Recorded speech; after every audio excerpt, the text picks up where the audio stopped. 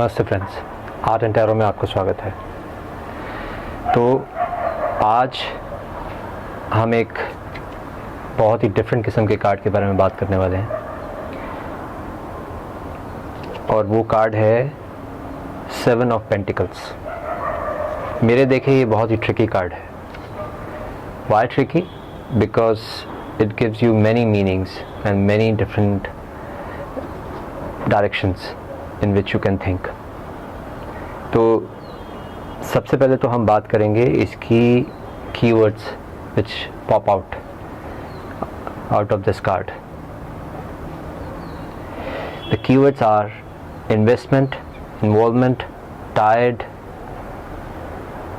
disappointed, expectation, waiting, dreaming। These are some of the keywords। तो सबसे पहला एक जो एक्सप्रेशन जो इसके फेस के ऊपर आता है इस आदमी के, जिस तरह से वो अपनी लाठी के ऊपर जो है अपना सर रख के जो है खड़ा हुआ है, तो सबसे पहला एक्सप्रेशन जो आता है वो ये कि इज़ दिस इनफ और एम आई हैप्पी और like another expression could be like what is happening। ये different kind of expression है जो कि इसके अंदर आ रहे हैं। He's saying is that all there is? There must be more to life। That's what this man is trying to tell you। So let's go into the interpretation। And interpretation मेरे हिसाब से इसके 2-3 टेक्स हैं, इसके 2-3 directions हैं जहाँ पे ये कार्ड आपको जो है डायरेक्ट कर सकता है।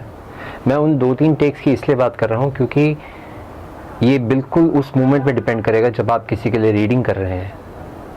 तो उस मोमेंट में जो बेस्ट सिनेरियो को देखते हुए जो टेक बैठता है उसकी बात की जाएगी। The more you know about the person who you are doing tarot for, the more easy it will be for you to tell what is best for this person when you see this card। So let's go into it। So my first take would be it's success without fulfillment। Nothing seems to be enough। Profit happening but not enough that it makes you happy। Or in other words, मतलब मेरा कहने का मतलब यही है कि जो एक पहला इसका जो एक पॉइंट ऑफ व्यू निकलता है वो ये कि this man is not happy with the results of profit which he got. जो उसको प्रॉफिट मिला है वो उससे खुश नहीं है। फॉर एग्जांपल उसने एक्सपेक्टेड था 10 लाख का उसको प्रॉफिट मिले, लेकिन 10 के बजाय 8 लाख का प्रॉफिट मिला। तो 8 लाख को सेलिब्रेट करने के बजाय वो 2 लाख के लिए रो रहा है कि 2 लाख रुपए का नुकसान हो गया। 8 लाख रुपए का जो प्रॉफिट हुआ उसको तो देख ही नहीं रहा है। So this is what it is trying to tell us in this situation. And second take could be that this person is doing something which he don't want to do. ये आदमी वो काम करता है अपनी लाइफ में जो कि वो करना नहीं चाहता था, which gives him unsatisfaction। For example, maybe he is a doctor in his life or a lawyer or something else, and probably he just wanted to be a musician। Probably he is a successful doctor and he is getting like enough money, but he is not really happy with that money because the passion is missing। So he is successful but there is no passion। So money without passion will not make any difference। Success without passion will not make any difference। The real happiness of the success is only going to come in if you are really happy doing what you are doing। तो इससे हमें ये सीख मिलती है कि काम वो चुनिए जो आपको पसंद है, जो आपको खुशी देता है, और उससे जो रिजल्ट आएंगे, उससे जो सक्सेस आएगा, that success will be something which you are going to enjoy। और इसके एडिशन में मैं ये भी कहना चाहूँगा कि 90% of his life what he is living, 90% of his life जो ये आदमी जी रहा है अपनी, it's a fake kind of a life. It's only 10% of his life, you know, which he is, आप देखते हैं वो एक पेंटिकल अलग से पड़ा हुआ है, बाकी के पेंटिकल्स जो हैं वो अलग से हैं, तो वो 10% उसका जो है लाइफ का, this is something which he lives according to himself, but the rest of the 90% or 80% he lives it according to the society or according to something which he is doing which he is not happy about. तो which जिसकी वजह से वो जो 10% वाला जो pentacle जो उसके पास पड़ा हुआ है वो उसको रिमाइंड कराता रहता है कि what he actually wants, उसको लाइफ में क्या खुशी देगा, क्या वो काम करे जिससे उसको खुशी मिलेगी, ये पेंटिकल उसको बार बार वो रिमाइंड कराता है। और वो ये भी रिमाइंड कराता है कि वो जो बाकी के 90% पेंटिकल्स हैं उसको भी जो है he should live those, he should stop living according to people or society or parents, he should live what he always want to live. इसलिए सिर्फ इसी वजह से जो हम इसके फेस में वो जो एक अनईजीनेस देखते हैं, एक तरह का जो है अनसेटिस्फैक्शन देखते हैं, वो ये सब कुछ रीजंस हैं।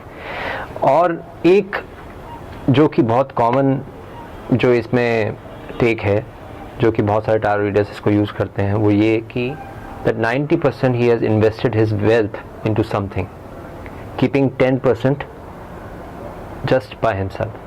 वो 90% उसने वेल्थ जो है इन्वेस्ट कर दी है, and now he is worried what is going to be the result.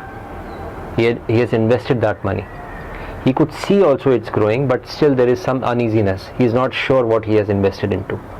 Probably आपने किसी ऐसे शेयर्स में पैसा डाल दिया जिसका आपको श्योर ही नहीं है कि भी इसका क्या रिजल्ट आएगा.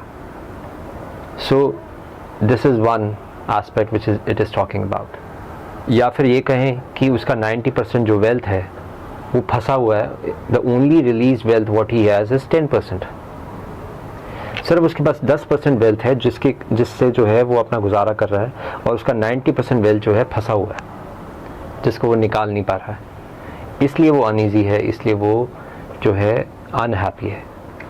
और कार्ड का फाइनल टेक जो कि मैं आपको देना चाहूँगा वो ये कि ये आदमी हो सकता है इसके पास ये असली में सिर्फ ये 10% है और वो 90% वो जो है वो इमेजिन कर रहा है. कुछ ऐसा समझिए कि आपने एक काम शुरू करा छोटा सा और आपने एक दिन के 1000 रुपये कमा लिए.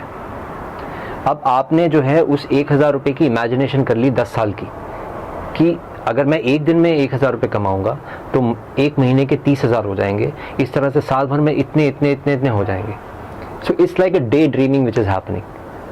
तो अगर आप देखेंगे कार्ड को ध्यान से देखेंगे तो this is more apt when it is actually trying to tell you is like this man is daydreaming.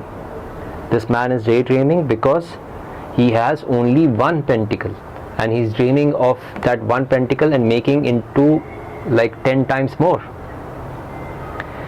So this makes him uneasy and this makes him far away from reality, and it is trying to give you a message that come back to your senses, come back to reality. So ये सारे takes थे जो मैंने बात करी आपसे 7 of Pentacles की. और जैसे मैंने कहा कि इट्स इम्पॉर्टेंट टू अंडरस्टैंड कि टैरो कार्ड का एक मीनिंग नहीं होता. जब भी आप कार्ड निकालेंगे it will mean something else for somebody else. So like 4 people sitting in front of you and they pull up the same card, that will mean a different thing for them. उनके लिए different meaning होगा क्योंकि उनकी life अलग है, उनकी energies अलग हैं. they come from a different background. So this card will stand something else. और वो तो है ही.